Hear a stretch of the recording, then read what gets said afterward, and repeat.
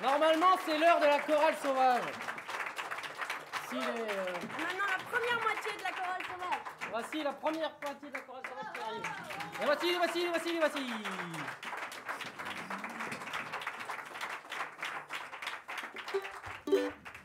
Alors, pendant ce petit changement de micro, je vais faire une micro-introduction de plusieurs histoires. La première, c'est que voilà, on a toujours des idées. Les idées, c'est par exemple, tiens, de faire un atelier avec des lycéens et tout ça, puis on ne sait jamais qui trop vient, et au début on est des inconnus, et à la fin on chante les mêmes chansons. Pourquoi c'est important de chanter les mêmes chansons? C'est que il faut se rappeler que la chanson, ça vient de très loin, ça vient sans doute du tout début. Peut-être même que la chanson vient avant la parole, on ne sait même pas, ça c'est impossible à savoir. Mais si on se rappelle par exemple un monde où globalement on ne sait plutôt pas lire et écrire, faut voir que par exemple au Moyen-Âge, on se servait des chants religieux pour mesurer la distance. Pour aller chez Mémé, tu chantes 2 neuvaines et un Ave Maria. C'est à peu près là, comme ça, en suivant la rivière. Les aborigènes qui vont très très loin, qui ont tenu très très longtemps en slip dans le désert, sans lire, sans écrire et sans compter, ils avaient un système encore plus impressionnant qui est que les chants qui se transmettaient des uns aux autres, non seulement mesuraient la distance pour aller à un endroit, mais en plus la chanson rappelle le trajet à parcourir. Et l'idée veut même que, selon les zones de territoire par exemple, il y a une chanson qui te permet d'aller jusqu'à la frontière avec l'autre tribu, et les autres ont aussi l'autre bout du chant qui permet d'aller plus loin. Donc si tu veux aller plus loin que ta frontière, tu dois apprendre les nouveaux chants. De l'importance du coup de se transmettre des chansons, de l'importance comment dirais-je, de pouvoir être un petit peu approximatif. Parce que ensemble et solidaire. Parce que voilà, l'important c'est ce qu'on possède en commun. Donc voici une chanson qui s'appelle Les Jeunes des Villes et qui était une critique des Jeunes des Villes, mais ils m'ont fait mentir par exemple ceci. C'est que ils sont sacrément chouettes. Allez, on y va. Hein. Ouais, excusez-moi.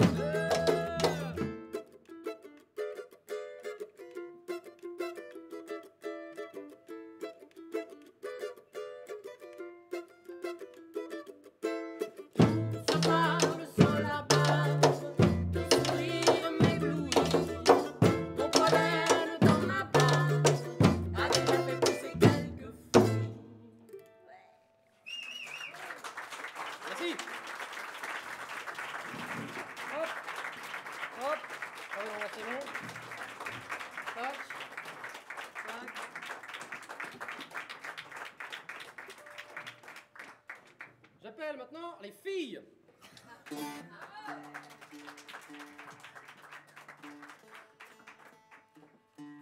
On a fait une petite excursion à Belleville. Et voilà, les résultats.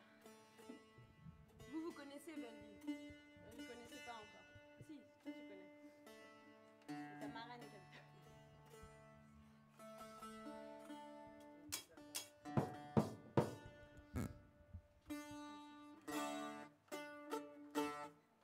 Ok.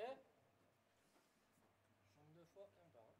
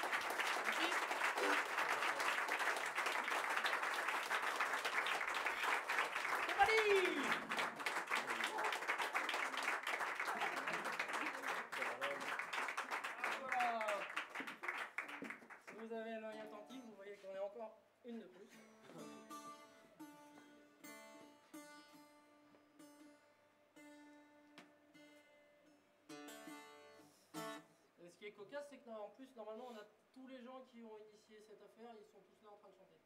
C'est pas mal quand même. Quasi. Quasi. Enfin, je veux dire, les structures, il y a tous les représentants, tous les émissaires sont là. Voici un principe de composition qu'on appliquait aux Indiens Guarani du Brésil, qui ne connaissent pas le droit d'auteur. Il est hyper pratique pour leur piquer des idées d'ailleurs. Et ils continuent, hein, les mecs qui se sont fait piquer le pays, tout ça.